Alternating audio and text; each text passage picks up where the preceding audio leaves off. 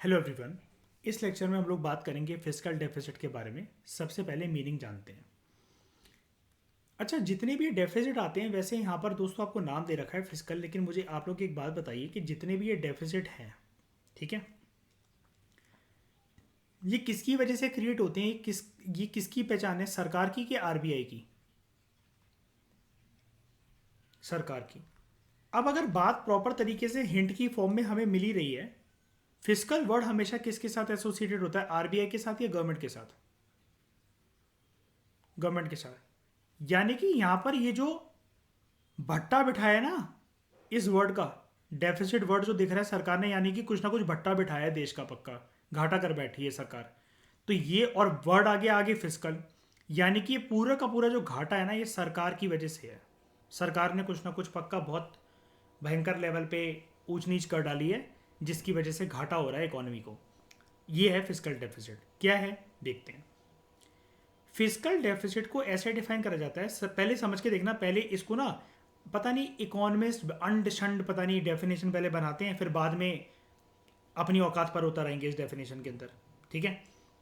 Fiscal deficit is defined as excess of total budget expenditure over total budget रेसिट्स।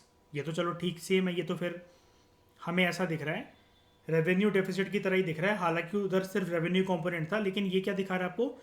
Access of total budget expenditure. अब जब word आ रहा है, एक बार के लिए हम पहले डेफिनेशन को डिकोड कर लें आराम से। जब वर्ड आ रहा है total expenditure and total receipt, तो क्या मैं ये कह दूं इसके अंदर दोनों वर्ड शामिल हैं? इस एक्सपेंडिचर के अंदर रेवेन्यू एक्सपेंडिचर भी और कैपिटल एक्सपेंडिचर भी, हाँ कि ना? और क्या मैं ये कह दूं इस रिसीट के अंदर भी दोनों वर्ड शामिल हैं, रेवेन्यू रिसीट भी और कैपिटल रिसीट भी, है ना? ये मुझे आप लोग ये बात बताओ, ये रेवेन्यू डेफिसिट से अलग कैसे हुआ? रेवेन्यू डेफिसिट के अंदर डेफिनेशन यहीं तक थी, बस क्या नहीं था, कौन सा कंपोनेंट नहीं था? कैपिटल वाला कंपोनेंट नहीं था, सिर्फ रेवेन्यू वाला कंपोनेंट था। अगर मैं सिर्फ रेवेन्यू वाले कंपोनेंट को यहां पर लिख दूं तो डेफिनेशन क्या बन जाएगी इसकी? रेवेन्यू डेफिसिट की, है ना? और अगर मैं रेवेन्यू के साथ साथ कैपिटल कंपोनेंट को भी यहां पर इंक्लूड कर दूं डेफिनेशन के अंदर के total expenditure minus total receipts, तो वो क्या बन जाएगा? Physical deficit. अब लेकिन यहां पर एक ना कीवर्ड और है, सिर्फ इतने से ही फिजिकल डेफिसिट नहीं बन जाएगा। क्या हम ऐसा कह सकते हैं, आपने अगर किसी से बोरो करा,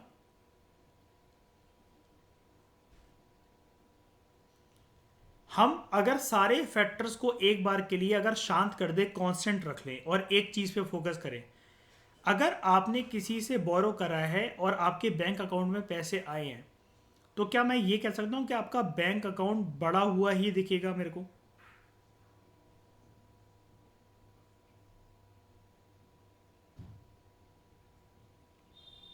पहले सिंपल लॉजिक से स्टार्ट करते हैं। मतलब अगर आप किसी से उधारी पे पैसा लेकर आए हो और आप अपना फोन पे का बैलेंस या बैंक स्टेटमेंट मुझे दिखा रहे हो, तो मुझे उस चीज़ से कुछ लेना देना ही नहीं है कि आप उधारी से लाए हो, कहाँ से लाए हो।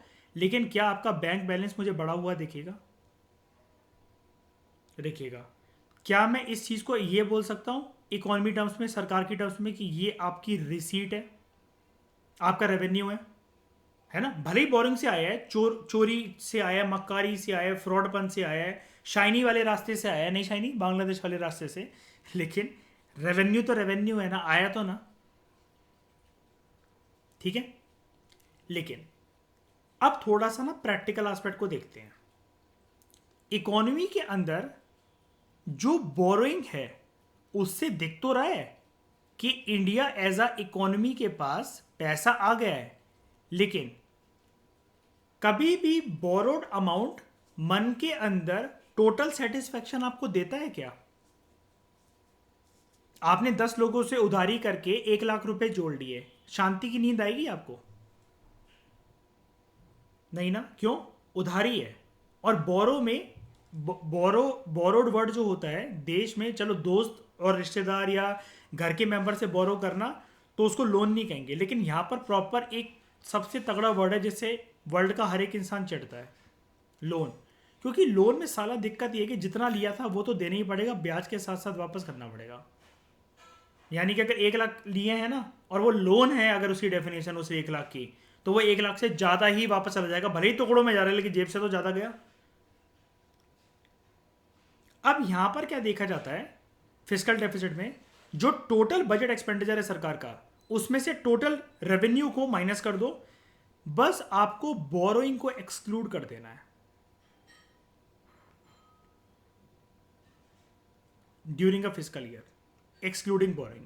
एंड अल्टीमेटली जो फिस्कल डेफिसिट है ना, वो सरकार की बोरिंग रिक्वायरमेंट को ही दिखाता है कि ना ही हमें एक्सपेंडिचर दिखाओ, ना ही हमें टोटल रिसीट दिखाओ, हमें ये दिखाओ जो तुमने बोरिंग को एक्सक्लूड करा, ये बोरिंग है कितनी, कितनी बोरिंग ली है सरकार ने, कितनी उधारी कर रखी है, चाहे इंटरनेशनल फाइनेंशियल इंस्टीट्यूशन से, विद देश के अंदर आरबीआई से, पब्लिक से, किसी और कंट्री से, क्या है बोरिंग की दरें सरकार की। In simple words, fiscal deficit is nothing but total amount of borrowing of the government during a financial year, during a financial year या annual financial year, यहाँ लिखा नहीं हुआ है, during a financial year.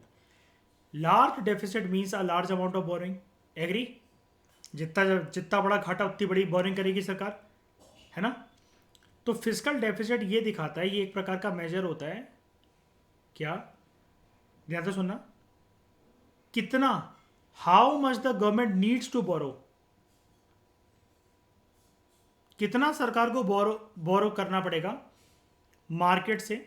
अब मार्केट कुछ भी हो सकता है, देखो, देसी मार्केट, विदेशी मार्केट। विदेशी मतलब मार्केट क्या, दूसरी कंट्रीज, इंटरनेशनल फाइनेंशियल इंस्टीट्यूशंस, देश के अंदर आरबीआई है और पब्लिक फंडिंग है, कुछ भी है। अपने एक्सपेंडिचर की पूर्ति करने के लिए जब सरकार के पास रिसोर्सेज इतने ना रह गए हों कि नॉर्मल एडमिनिस्ट्रेटिव मशीनरी अच्छे से फंक्शन कर सके, पर्याप्त मात्रा में इतने साधन सरकार के पास ना बचे इन टर्म्स ऑफ रेवेन्यू, तो सरकार बोरो करती है। तो फिस्कल डेफिसिट दिखाता है बोरो जो तुमने करा है वो घाटा है तुम्हारा, कितना बोरो करा है ये बताओ। ये जो कितना वर्ड है ना, और कितना सरकार और बोरो करेगी अपने एक्सपेंडिचर को मीट करने के लिए, ये फिस्कल डेफिसिट है।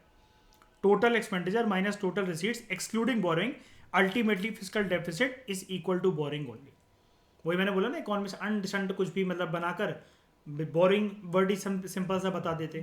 पहले total expenditure minus total receipt excluding borrowing is equal to borrowing, उतर आया औकात पे अपनी। If we add borrowing in total receipts, अगर हम बोरिंग को टोटल रिसीट्स के अंदर एंटर करते जो सरकार का टोटल रेवेन्यू है, तो फिस्कल डेफिसिट फिर तो जीरो ही देखेगा। यार आप कह रहे हो कि आपके पास पैसा नहीं है, वो नहीं है, अगर आप बोरो कर करके पैसा ले आए, आपको बैंक में तो 1 लाख रुपए दिख रहा है, फिर आप घाटे में कैसे हुए, मतलब वो दिख रहा है ना, लेकिन हम ऐड ही तो नहीं करते हैं इस बोरोइंग को। बोरिंग हमारा पैसा होता है क्या? बोरोड अमाउंट से आप 1 लाख क्या, मतलब 10 करोड़ 100 करोड़ भी ले आओ, वो आपका पैसा है क्या?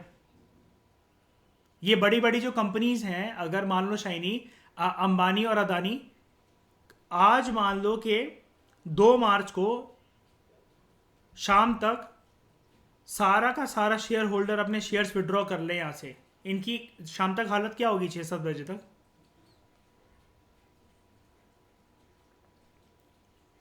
अनिल अंबानी के साथ क्या हुआ?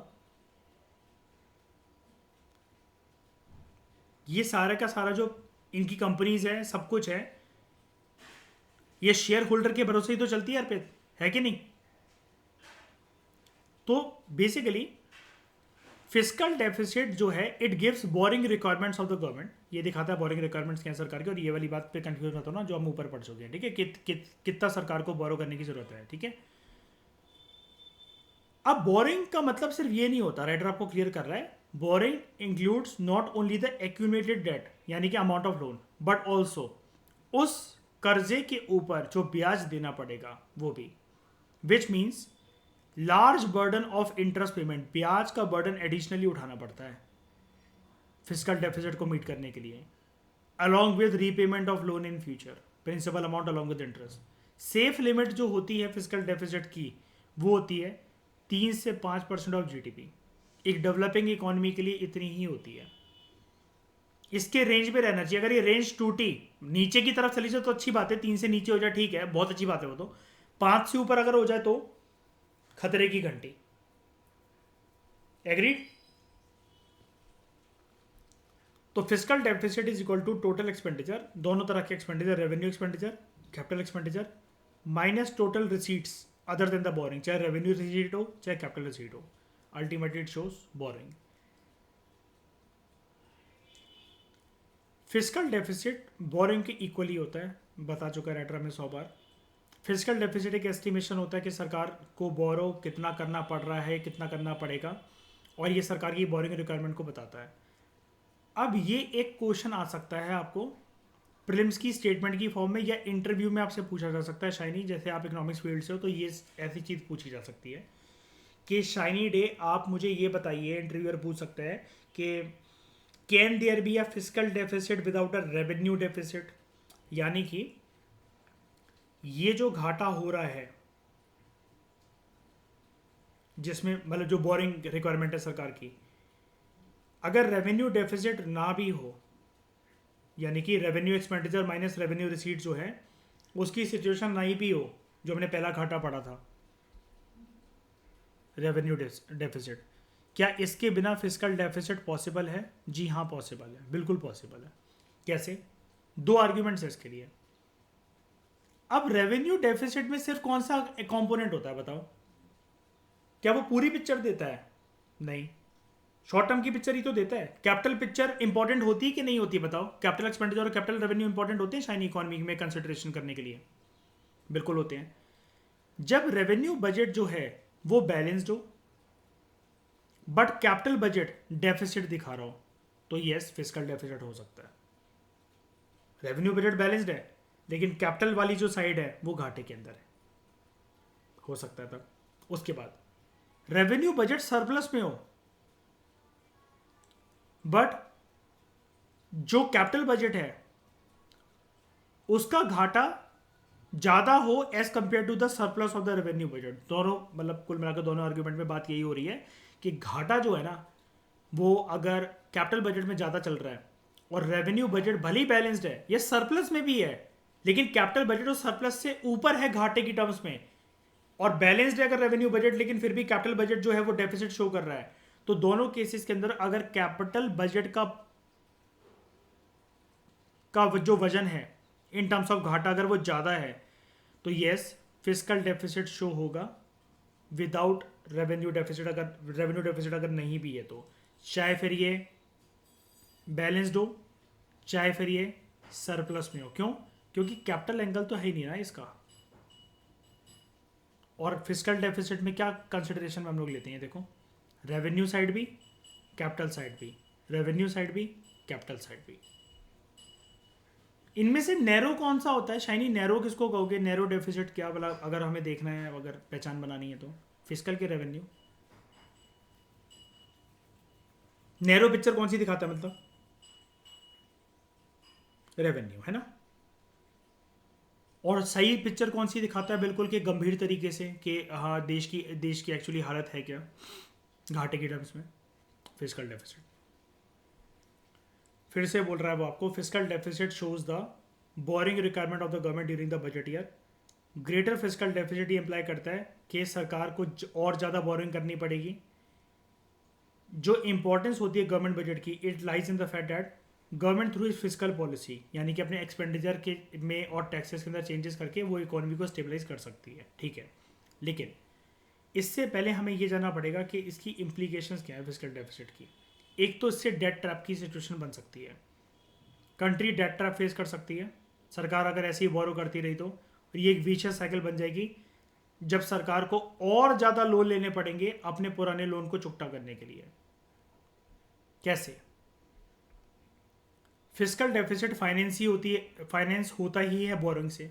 देख रहे हो, फिजिकल डेफिसिट अपने आप में सरकार की बोरिंग रिक्वायरमेंट को ही दिखा रहा था, लेकिन इस बोरिंग को कंप्लीट करने के लिए फ्रेश बोरिंग करनी पड़ जाती है सरकार को। अब जब ये करनी पड़ गई तो अभी मैंने आपको कुछ देर पहले बताया था कंट्री ए का लोन चुकाना है तो बी से मांग लिया तो ए का लोन चुकता हो गया, बी का लोन चुकाना है सी से मांग लिया, इसका लोन चुकता हो गया, डी से ले लिया सी का पूरा हो गया। लेकिन ये साइकिल खत्म कहाँ हो रही है? डी का चुकाना है फिर आईएमएफ के पास चले गए, फिर इसका देना है तो वर्ल्ड बैंक के पास चले गए, ये चलता चला जाएगा। बोरिंग जो है वो प्रॉब्लम क्या क्रिएट कर देता है? It creates problem of not only payment of interest but also repayment of loans. वही वाली बात जो हम 1000 बार करते हैं, प्रिंसिपल अमाउंट के साथ साथ ब्याज भी अलॉन्ग विद इंटरेस्ट। अब जैसे जैसे गवर्नमेंट की बोरिंग अगर इंक्रीज होती जाएगी ना, उसकी जो लाइबिलिटी है फ्यूचर में रीपे करने की लोन अमाउंट का अलॉन्ग विद इंटरेस्ट, वो भी इंक्रीज होती रहेगी। अब ये भी हो सकता है जितने लंबे समय का सरकार ने लोन ले रखा है, payment of interest also increases. ये भी तो बात है ना, जितना लंबा लोन तो ब्याज भी फिर ऐसा हो सकता है कि कितना देना पड़ जाए। और हर अभी मैंने थोड़ी देर पहले एक और बात बताई थी कि ब्याज हर एक कंट्री ज़रूरी तो नहीं है सेम ही उस पर लेगी, सेम रेट्स पे लेगी। अगर इंडिया लोन के लिए अप्रोच कर रहा है यूएसए को, तो उसका ब्याज की दरें बहुत अलग हो सकती है एज कम्पेयर टू अगर इंडिया अप्रोच कर रहा है रशिया को या आईएमएफ को या वर्ल्ड बैंक को। तो payment of interest increases, revenue expenditure, ये रेवेन्यू एक्सपेंडिचर बढ़ा देता है, leading to higher revenue deficit. तो इस देख रहे हो, फिजिकल डेफिसिट की वजह से रेवेन्यू डेफिसिट भी ऑटोमेटिकली बढ़ सकता है। क्यों? फिजिकल डेफिसिट तो एक बहुत ब्रॉडर पैरामीटर है ना, तो सरकार के शॉर्ट टर्म के ये खर्चे वर्चे ये भी बढ़ जाएंगे।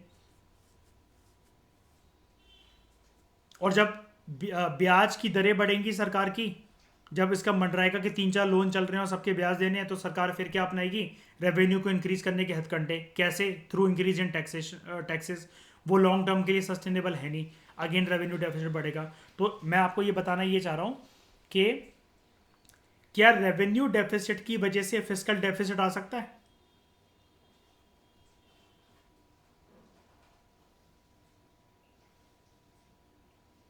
कैसे भाई, एक्सप्लेन कर देना जरा, अब इसमें मुझे भी बता दो कैसे हो सकता है। शाइनी हो सकता है, हाँ, लेकिन आ किस किस सिचुएशन में सकता है बताओ? बहुत ज़्यादा हो गया, लगातार हमने पढ़ा था ना, वो वैसे शॉर्ट टर्म नेचर का है, लेकिन अगर ये देख रहे हो, ये यही वाली बात इसको सिद्ध कर देती है, मोर रेवेन्यू डेफिसिट। तो हो सकता है फिर सरकार को और ज़्यादा लेन देन करनी पड़ जाए। और क्या फिस ये आ भी सकता है, नहीं भी आ सकता, लेकिन क्या अगर फिजिकल डेफिसिट बढ़ा तो नेसेसरी कंडीशन बन सकती है क्या कि रेवेन्यू डेफिसिट ऑटोमेटिकली इसका एक रिपरकशन देखने को मिलेगा? बढ़ेगा ही ना, क्योंकि वो तो एक छोटा कंपोनेंट है। मतलब आप ऐसा मान लो अर्पित, देखो ये है फिजिकल डेफिसिट और ये है रेवेन्यू डेफिसिट, तो अगर इसका बबल बड़ा होता चला जाएगा तो ये बबल भी बड़ा होता चला जाएगा, राइट? यानी कि मैं आपको बताना ये चाह रहा हूँ, लर्निंग ये देना चाह रहा हूँ, इम्प्लीकेशन फिजिकल डेफिसिट की क्या, अगर मैं एक लाइन बोल दूं कि one of the implication is increase in the revenue deficit automatically, हाँ कि ना?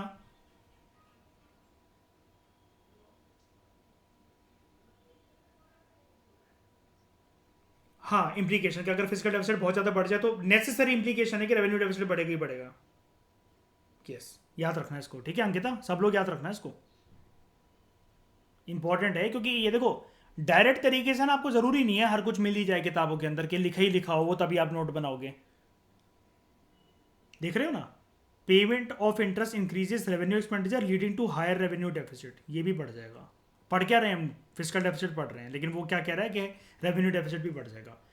अल्टीमेटली गवर्नमेंट में भी कंपेल टू बोरो, कि ब्याज को भी पूरा करने के लिए और बोरो करना पड़ सकता है, और इसकी वजह से विशियस साइकिल और ये डेट ट्रैप पूरा का पूरा बन जाएगा। अब मैं आपको एक बात बता देता हूँ, बहुत सारे एग्जाम्स में आपको ये चीज़ देखने को मिल सकती है दोस्तों कि फिजिकल डेफिसिट कैसे डेट ट्रैप के लिए रिस्पॉन्सिबल होता है। आपको कुछ नहीं करना है, जितना हमने पैराग्राफ पढ़ा, जितना अभी तक हमने पैराग्राफ पढ़ा है, ठीक है, इस पूरे पैराग्राफ को आपको लिख कर आ जाना है। यही होगा आपका 150 वर्ड्स का आंसर, कि कैसे इससे डेट ट्रैप की सिचुएशन क्रिएट हो जाती है, फिजिकल डेफिसिट से डेट ट्रैप कैसे हो जाती है। आप ना इधर उधर की बातें मत लिखने लग जाना इसके अंदर।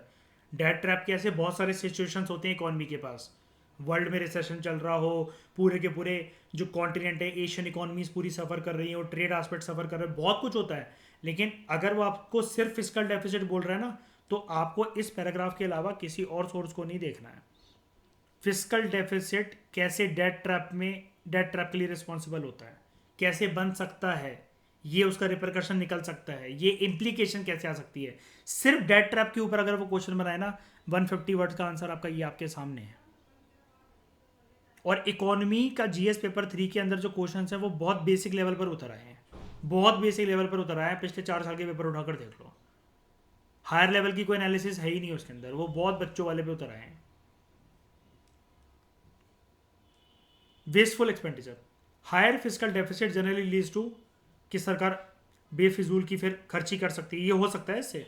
देखो सरकार को बल्कि बेफिजूल की खर्ची बचानी चाहिए, ठीक है, लेकिन बेफिजूल की कैसे, सरकार को ना एकदम से फिर समझ में भी नहीं आता कि कौन कौन से सेक्टर्स को प्रायोरिटी पे रखना है। जो बोरोड अमाउंट आया है उसको कहाँ खर्च करें, कहाँ खर्च नहीं करें। इसलिए बोल रहा है यहाँ से राइटर आपको कि वेस्टफुल और अननेसेसरी एक्सपेंडिचर। इसका मतलब ये नहीं है सरकार जेट एयरक्राफ्ट और वो सब वो खरीद लेगी।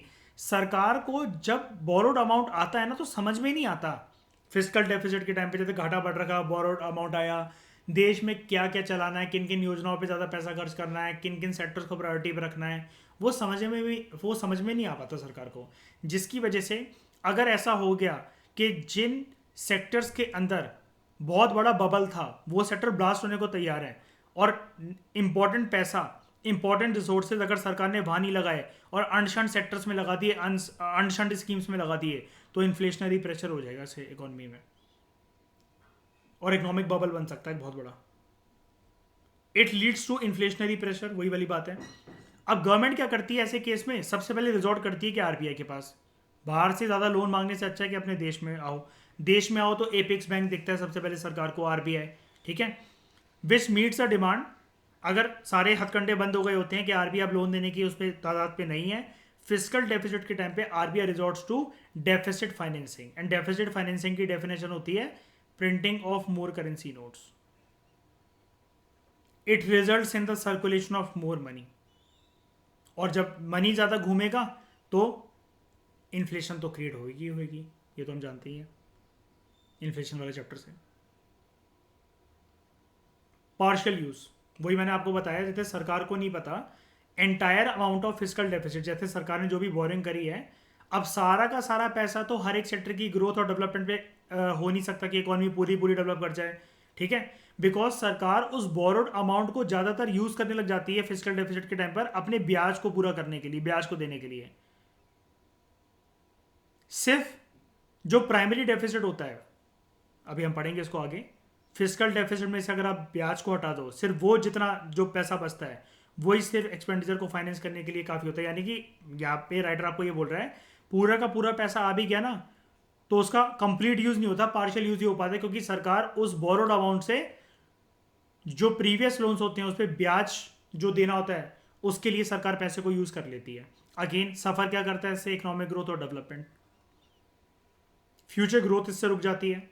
बोरिंग एक फाइनेंशियल बर्डन तो होता है फ्यूचर जनरेशन के ऊपर। फ्यूचर जनरेशन मतलब क्या, जैसा कि अर्पित कल ही आपने इस पॉइंट को रेज करा था, प्रीवियस सरकार अगर ये सारा का सारा बर्डन क्रिएट करके चली गई तो आने वाली सरकारों को इसका खामियाजा भुगतना पड़ सकता है ना। आप बिल्कुल देश की तरक्की खराब हो जाएगी। और एक और भी तो चीज़ है ना अंकिता, आईएमएफ से आप ये थोड़ी ना बोलोगे वो तो कांग्रेस की सरकार थी, उनका बर्डन था ये पूरा का पूरा, हम कैसे चुकाएं इसको, उन्होंने करा था हमने थोड़ी ना करा था, हम तो इतनी मुश्किल से आए हैं यहाँ पर सत्ता के अंदर। ऐसा हो सकता है क्या? नहीं।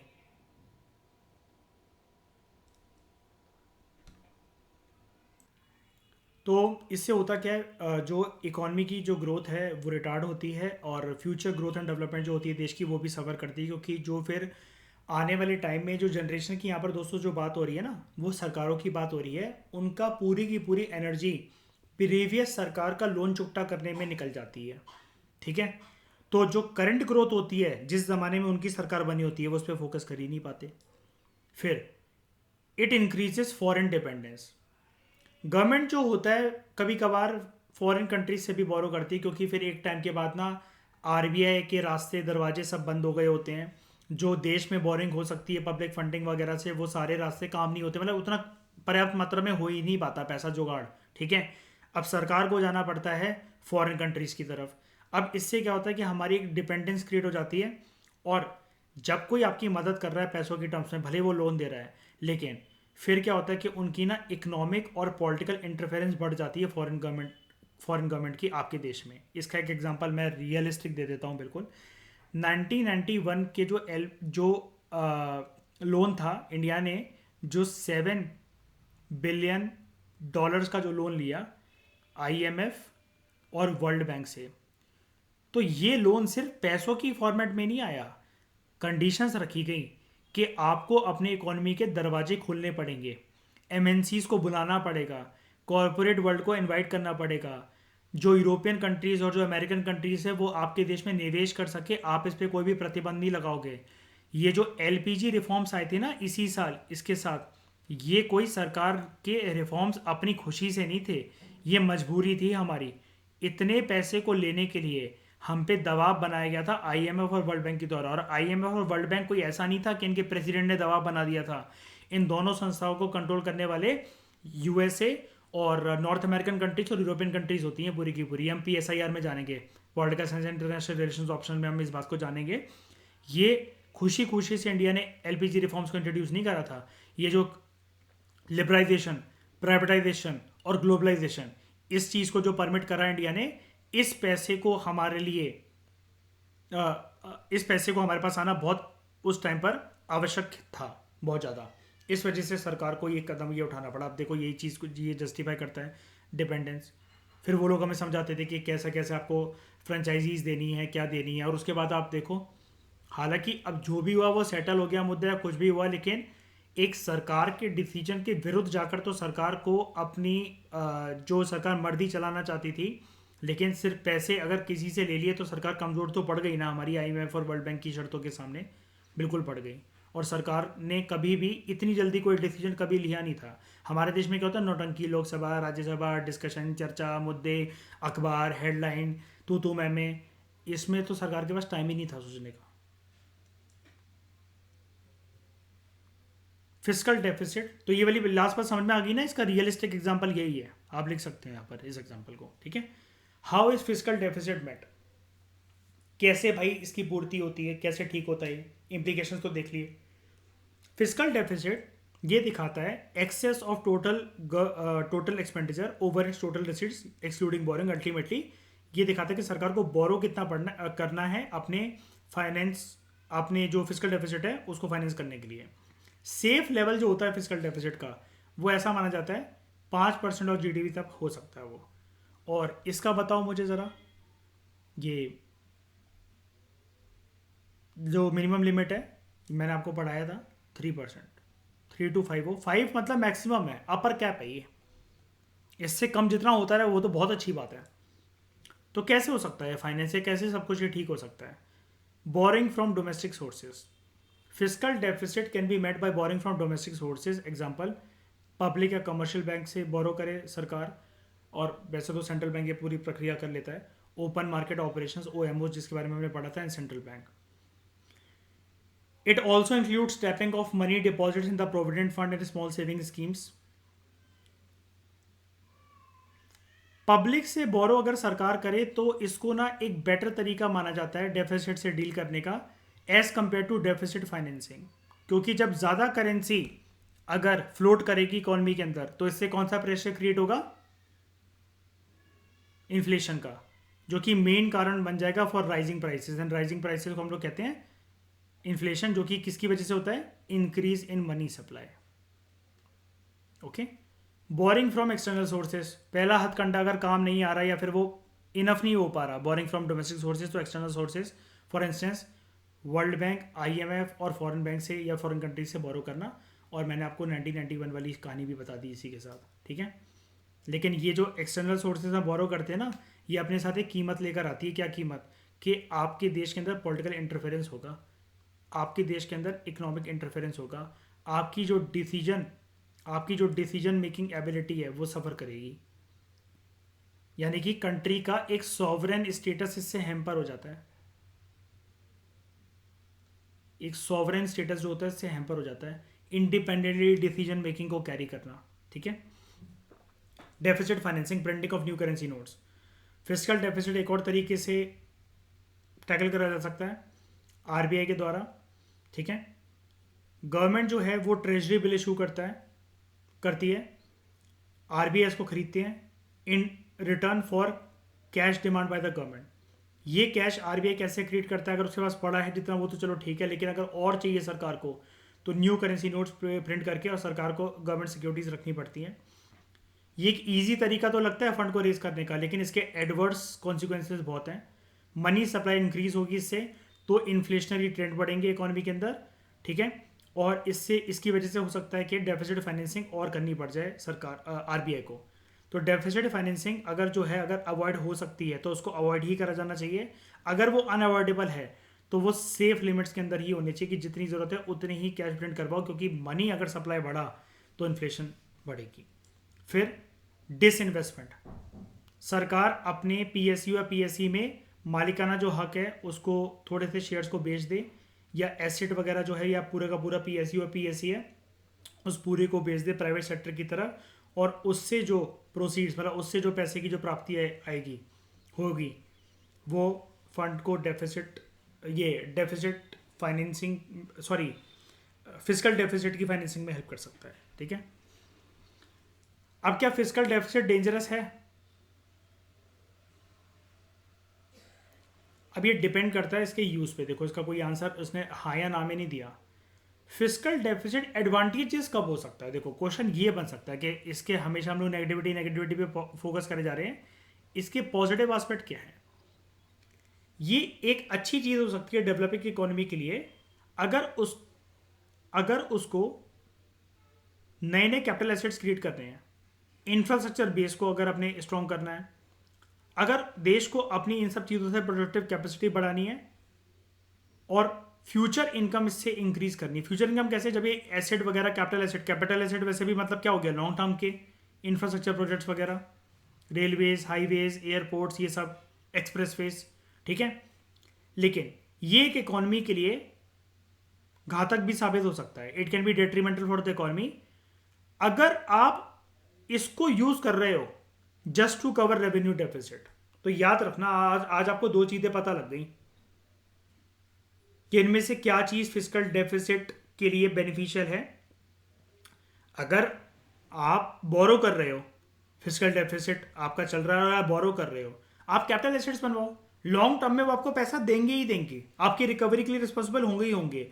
एक टाइम के बाद क्या होगा कि आपने जो बोरो ही मान लो कि बोरो करके ही आपने एक्सप्रेस वे हाईवे बनवाया, कोई बात नहीं, एक टाइम के बाद जो उसके टोल से जो पैसा आएगा, चलो आपका वो पूरा का पूरा ब्याज देने में निकल जाता है। 10 साल हो गए, 15 साल हो गए, 20 साल हो गए, 25 साल हो गए, उसके बाद लेकिन पूरा का पूरा वो पैसा जिंदगी भर के लिए, जमाने भर के लिए आपके देश में ही फ्लोट करेगा वो पैसा। लेकिन गलत बात का भी राइटर हमसे क्या बोल रहा है, अगर आपने बस उसको रेवेन्यू डेफिसिट में जो आपको घाटा हुआ था, अगर आपने ब्याज ब्याज भरने हैं, आप इसके लिए फ्रेश बोरिंग करे जा रहे हो, तो फिर आप फंस जाओगे। क्यों? ये जो डेट्रीमेंटल वाली बात ये जो कर रहा है, इसकी वजह से सरकार इस सिचुएशन में फंस जाएगी, डेट ट्रैप। क्या क्या मेजर्स दिए जाने चाहिए फिजिकल डेफिसिट को रिड्यूस करने के लिए? मेजर्स बेसिकली दो फॉर्म में इसके भी हो सकते हैं। अब घाटा जो है सरकार का घाटा, तो वो दो फॉर्मेट में ही हो सकता है, चाहे कोई सा भी घाटा हो, फिर चाहे हम रेवेन्यू डेफिसिट की बात करें चाहे किसी की भी बात करें। पब्लिक एक्सपेंडिचर को कम करना है हमें, अननेसेसरी और वेस्टफुल एक्सपेंडिचर को, और रेवेन्यू बेस को हमें इंक्रीज करना है। तो measures to reduce public expenditure are subsidies, जितना सरकार खर्चा करती है सब्सिडीज पे उसको कम कर दिया जाए, बोनस, लीव एनकैशमेंट, मतलब जितने भी छुट्टियों के लिए पैसे मिलना, ये मिलना, कुछ भी है, मतलब सरकार की बेफिजूल की जो खर्ची है उसको सरकार कम कर दे। एलटीसी का दोस्तों मतलब होता है लीव ट्रेवल कंसेशन। ठीक है, सरकारी अधिकारी या कोई भी जो एम्प्लॉयज़ हैं, ठीक है, सर्विस लीव अगर वो लेते हैं, मतलब वो करके, तब भी उनको कुछ ना कुछ पे स्केल वगैरह मिलता है। तो इन सब चीज़ों को मतलब ये जो खर्ची है इनको रोकना चाहिए इस टाइम पर, स्पेशली जब फिजिकल डेफिसिट चल रहा हो। और सरकार कुछ कुछ ना स्टेप्स, ऐसे बोल्ड स्टेप्स ले सकती है कि वो अपने नॉन प्लान एक्सपेंडिचर को मतलब बेसिकली कटेल करे, इसको रिड्यूस करने की कोशिश करे। ठीक है, कुल मिलाकर सरकार को अपने खर्चे जहाँ जहाँ हो सकता है, जिन जिन एरियाज में हो सकता है, इन सारी बातों का देखो एक ही मतलब निकल कर आता है, सरकार को खर्चे अपने कम करने चाहिए, बिल्कुल कम करने चाहिए। ठीक है, अब रेवेन्यू बेस कैसे बढ़ाया जा सकता है? टैक्स को बढ़ाओ। ठीक है, tax base should be broadened and concessions and reduction in taxes should be cutted. मतलब सरकार अगर टैक्स कम करने का सोच रही थी, वो कर रही थी, तो एक बार के लिए अभी इस सिचुएशन में रुक जाओ, अभी मत कम करो, अभी फीस एंड फाइन्स को कम मत करो, आने दो अभी रेवेन्यू अगर आ रहा है तो। ये चेक करो कि कौन कौन लोग टैक्स नहीं भर रहे हैं। टैक्स एवेशन मतलब जो लोग टैक्स नहीं भरते हैं, ठीक है, उनको टैक्स एवेटर्स कहते हैं, प्रोसेस को कहते हैं टैक्स एवेजन। ज़्यादा एम्फेसिस इस बात पे होना चाहिए on taxes to increase revenue. मतलब देख रहे हो, वो कह रहा है कि रेवेन्यू को इंक्रीज करने के लिए मेजर फोकस टैक्स, मतलब और भी जगह पर देखो, और एरियाज में देखो कि कहाँ का रेवेन्यू बढ़ सकता है, लेकिन मेजर फोकस अपना टैक्स पे ही रखो। उसके बाद restructuring and sale of shares in public sector units, basically इसको जो है, ये भी हो सकता है वैसे, क्योंकि मतलब पूरी की पूरी जो पीएसयू या पीएससी है, पूरी की पूरी फ्रेंचाइजी को वो मत करो, बेच मत डालो। उसके कुछ शेयर्स आप हो सकता है बेच लो, लेकिन कोशिश करो कि उतने ही बेचो जितना अगर आपका घाटा है उसकी पूर्ति करने के लिए हो जाए। लेकिन यार ये वाला स्टेप ना ठीक नहीं होता है, आपको भी पता है। ऐसे फिर क्या होगा, देश ना कैपिटलिज्म के रास्ते पे चल पड़ेगा, और हमारा देश अभी अफोर्ड नहीं कर सकता कंसिडरिंग द नंबर ऑफ गरीब जनता नेट। कोयले के खदान जो होते हैं, जो कोल ब्लॉक्स होते हैं, इनकी स्पेक्ट्रम सेल और ऑक्शन वगैरह करवाओ, और अच्छी अच्छी बिडिंग करवाओ, महंगी महंगी बिडिंग करवाओ, इससे भी रेवेन्यू की प्राप्ति होगी। आपको पता है ना, ये स्पेक्ट्रम के ऊपर, और ये जो स्पेक्ट्रम सेल्स जो होती हैं, ये कोल ब्लॉक से लेकर हर एक चीज़ में होता है। सरकार के जो 5G 4G होते हैं, ये इसमें भी मतलब स्पेक्ट्रम वेव्स ये बिकती हैं। ये तो चलो कोल ब्लॉक की बात हो गई, लेकिन ये जो नेटवर्क्स होते हैं सरकार के, ये भी बिकते हैं कि रिलायंस खरीद लेगा इसको या फिर एयरटेल खरीदेगा, कौन खरीदेगा। ऐसे ही घोटाले में एक मिनिस्टर ए राजा जेल चला गया था, सुना होगा अर्पित, है ना? कौन से स्कैम में गया था वो, कौन से जी था वो, 2G स्कैम क्या था वो? हाँ, अच्छा, हाँ, आरोप लगे थे, yes. Distinction between revenue deficit and fiscal deficit, अब आपको ये चीज़ क्लियर हो जाएगी। Excess of total revenue expenditure over total revenue receipts, अगर बात हो रही है सिर्फ रेवेन्यू की, दोस्तों कंफ्यूज मत होना, only revenue side, not capital side, तो वो है revenue deficit. Whereas excess of total expenditure, फिर चाहे वो रेवेन्यू एक्सपेंडिचर हो चाहे कैपिटल एक्सपेंडिचर हो, over total receipts, revenue receipts, capital receipts excluding borrowing, ultimately borrowing की ओनली, उसको कहेंगे फिजिकल डेफिसिट। यानी कि इसमें से ब्रॉडर कंपोनेंट कौन सा होता है, जिसके अंदर कैपिटल साइड भी इंक्लूड होती है? हाँ, फिजिकल डेफिसिट एक ब्रॉडर पैरामीटर होता है, क्योंकि रेवेन्यू डेफिसिट के अंदर सिर्फ रेवेन्यू कंपोनेंट इंक्लूड होता है। और फिजिकल डेफिसिट का क्या नेसेसरी एक रिपरकशन निकलता है कि रेवेन्यू डेफिसिट भी बढ़ेगा? बताओ।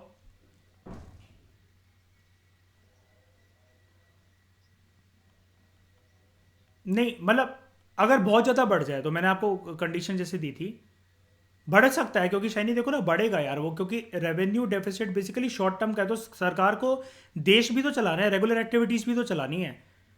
बोरिंग करके सरकार ये तो बोल नहीं सकती कि यार हम ना क्या कहते हैं, अभी हमने देखा कि ब्याज को देने में बहुत ज़्यादा पैसा सरकार का जाएगा, और फिर जो रोज़मर्रा के जीवन में जो सरकार को सरकारी एक्टिविटीज़ जो चलानी है ना, अब उसके लिए पैसा और कम पड़ जाएगा। जब कम पड़ जाएगा तो फ्रेश बोरोइंग, फिर बोरोइंग, फिर बोरोइंग, ये एक साइकिल बन सक मैं नेसेसरी तो कुछ भी नहीं कह रहा, लेकिन एक साइकिल बन सकती है।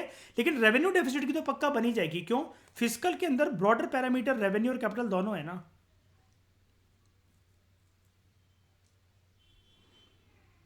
हाँ, ये भी हो सकता है, जैसा कि हमने यहाँ पर देखा, ये क्वेश्चन कहाँ गया, एक क्वेश्चन देखा था ना, हाँ, can there be a fiscal deficit without a revenue deficit? Fiscal deficit ठीक है कि हो रहा है, लेकिन मैं कह रहा हूँ कि अगर आपसे ये बढ़ते ही चला जा रहा है, बोरिंग होती चली जा रही है, बोरिंग की चेन 5-6 पैरामीटर्स में घूम गई।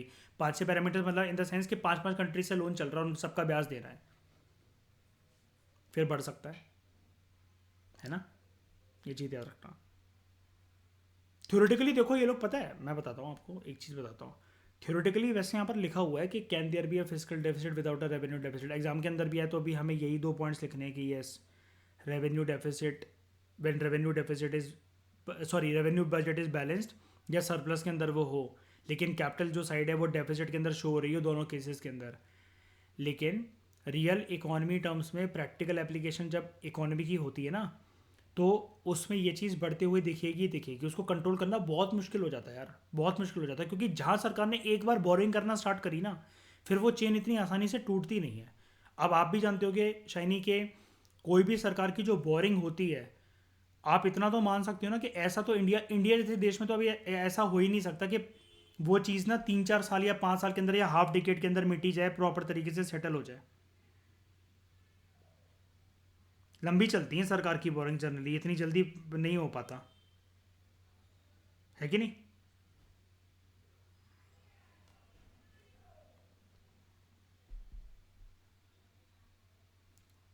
हाँ हाँ हाँ, मैं वही कह रहा हूँ कि मतलब देखो, कंडीशंस दोनों बन सकती है, लेकिन प्रैक्टिकल एप्लीकेशन जब होता है ना, मतलब जब थ्योरेटिकल नहीं, मतलब जब इकोनॉमी रियल फॉर्म में जैसे फंक्शन करती है जैसे, उसमें ना ये सारे घाटे फिर एक साथ बढ़ते हैं सरकार के। अब जैसे हमने, हाँ, इकोनॉमिक सर्वे में नहीं देखा था हमने कि सरकार कैसे 2014 के ही पैरामीटर को लेकर चल रही है इस बार के इकोनॉमिक सर्वे के अंदर, उससे पहले की बातें ही नहीं कर रही। हमने क्या क्या कम कर दिया, क्या क्या कम नहीं कर दिया। तो इस डिस्कशन में दोस्तों फिलहाल इतना ही। अब हमारा एक डेफिसिट बाकी रह गया, primary deficit. Thank you very much for discussion.